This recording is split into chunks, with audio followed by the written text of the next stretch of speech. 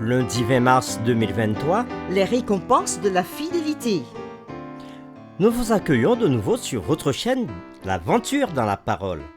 Vous êtes peut-être en voiture Dans le train ou dans le métro. ou encore chez vous. Nous souhaitons que Dieu vous accorde paix et grâce en ce jour. Et nous vous invitons à partager avec nous en cliquant sur le pouce et en vous abonnant pour recevoir les notifications. En laissant des commentaires pour ce que vous avez compris ou appris et en partageant le lien avec toutes vos connaissances. Le texte à mémoriser que nous vous invitons à dire avec nous se trouve dans Matthieu chapitre 25, le verset 21. Son maître lui dit : « C'est bien, bon et fidèle serviteur.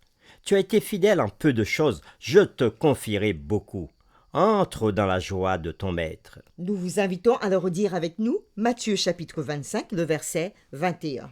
Son maître lui dit : « C'est bien, bon et fidèle serviteur. Tu as été fidèle en peu de choses, je te confierai beaucoup. Entre dans la joie de ton maître. » Le salut par la foi et une récompense selon les œuvres.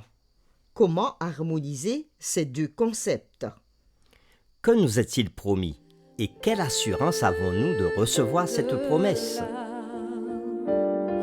De douleur, car bientôt nous verrons Jésus face à face. Je Les réflexions de cette semaine nous aideront à répondre à ces questions le et grand aujourd'hui nous le ferons avec la séquence La vie éternelle.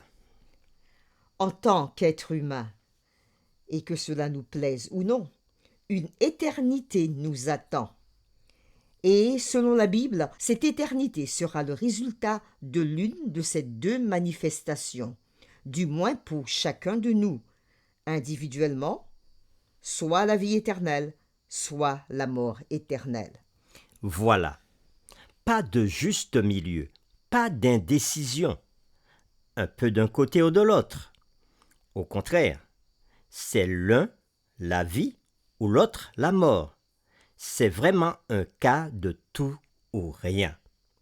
Lisons ensemble Romains chapitre 6, le verset 23 et Jean chapitre 3, le verset 16, et nous répondrons à la question suivante. Quelles options nous sont présentées dans ces passages? Nous lisons Romains chapitre 6, le verset 23. « Car le salaire du péché, c'est la mort, mais le don gratuit de Dieu, c'est la vie éternelle en Jésus-Christ, notre Seigneur. » Et Jean chapitre 3, le verset 16, car Dieu a tant aimé le monde qu'il a donné son Fils unique, afin que quiconque croit en lui ne périsse point, mais qu'il ait la vie éternelle.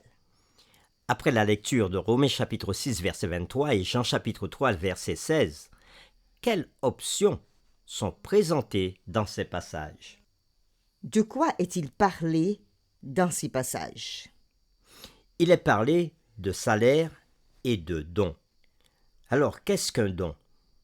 Le don, en grec, charisma, est le don de la vie éternelle et s'oppose au salaire en grec, opsonium, donc le salaire du péché, tel que nous le dit Romains chapitre 6, le verset 23.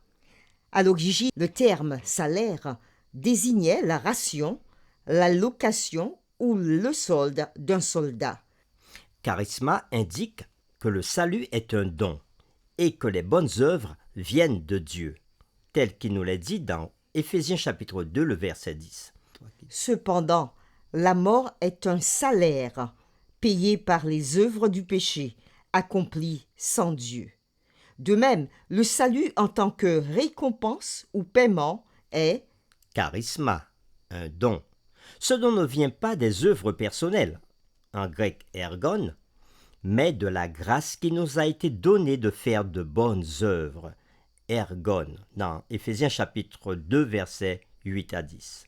En revanche, le péché est une œuvre humaine et son salaire, obsonium, est la mort, tel qu'il nous est dit dans Romains chapitre 6, le verset 23.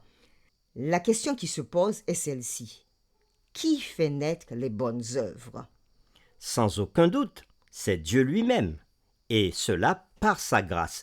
Oui, la grâce de Dieu fait naître l'œuvre d'intendance fidèle dans la vie du croyant. Cependant, la chair ne fait naître que les œuvres de la perdition. Il est difficile d'imaginer deux ou plusieurs choix distincts dans ces deux textes que nous venons de lire, n'est-ce pas? Il y a de fortes chances que, si vous écoutez cette séquence, vous ayez choisi la vie éternelle, ou que vous y pensez sérieusement. Dieu a la capacité unique de faire tout ce qu'il dit et d'accomplir toutes ses promesses. Notre rôle est simplement de le croire, de nous reposer sur les mérites de Jésus et, par la foi, d'obéir à sa parole. Lisons Jean chapitre 14, les versets 1 à 3, et répondons à la question suivante. Quel est le conseil que le Seigneur nous donne au verset 1 et que nous promet-il dans les versets 2 et 3? Nous lisons Jean chapitre 14, le verset 1. Que votre cœur ne se trouble point. Croyez en Dieu et croyez en moi.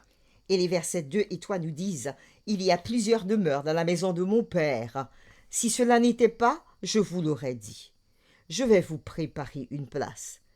Et lorsque je m'en serai allé et que je vous aurai préparé une place, je reviendrai.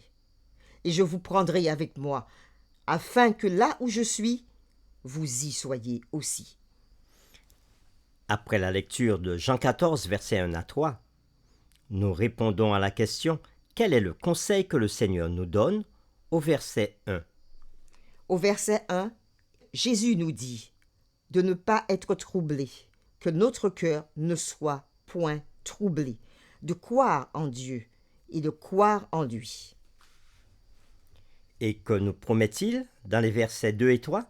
Il nous dit « Je vais vous préparer une place. Je vais partir pour vous préparer une place et je reviendrai pour vous prendre avec moi dans cette place que j'ai préparée, afin que vous soyez toujours avec moi. » Dans les derniers jours de son ministère terrestre, Jésus donna ces merveilleuses paroles d'espérance et de courage à ses disciples.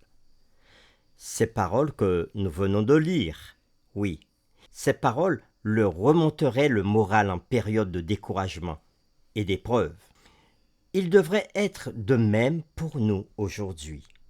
Jésus était venu du ciel, retourna au ciel et nous promet « Je reviendrai et je vous prendrai avec moi, afin que là où je suis, vous y soyez aussi. » Et peut-être, plus que toute autre chose, la mort de Christ sur la croix, lors de sa première venue, est notre plus grande assurance de sa seconde venue.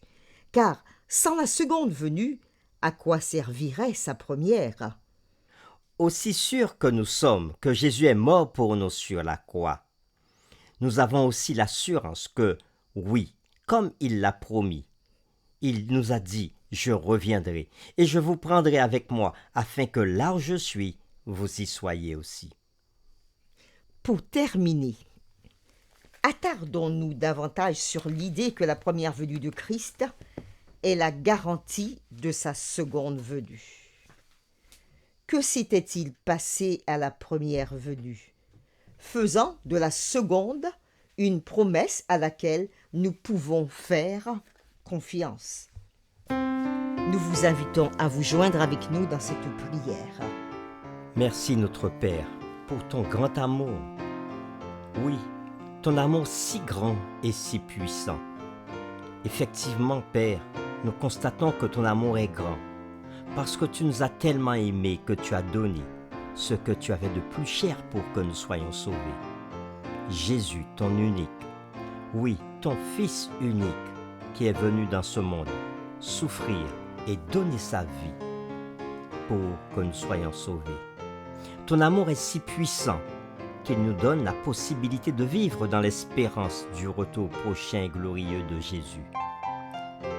C'est grâce à cette espérance que nous pouvons vivre dans ce monde troublé, en ayant la paix dans notre cœur. Oui Seigneur, tu nous as fait la promesse de la vie éternelle et tu nous l'as donnée par le sacrifice de Jésus notre Seigneur et Sauveur. Alors, Aide-nous à garder cette espérance en toi, jusqu'au retour de Jésus, jusqu'au dernier jour, lorsque toute chose changera. Nous t'avons prié au nom de Jésus. Amen.